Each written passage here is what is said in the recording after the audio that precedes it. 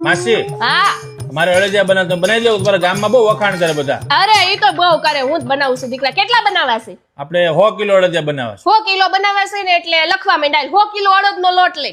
100 kilo અડદનો લોટ પછી પછી એમાં ગુંદ નાખવો છે ને? હા હા હા તો 50 કિલો નાખ એટલે આદમી બિચારા ખાય હકે. 50 કિલો ગુંદ પછી હા.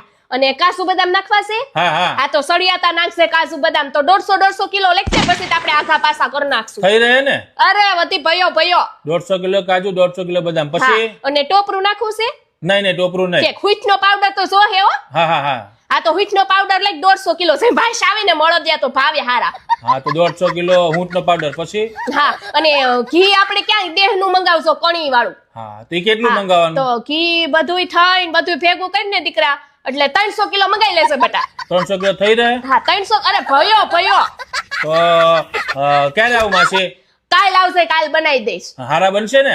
અરે ગામમાં મારું નામ તો પૂછ, અમારા આખા ખાનદાન અળદિયા હું જ બનાવું છું. માસી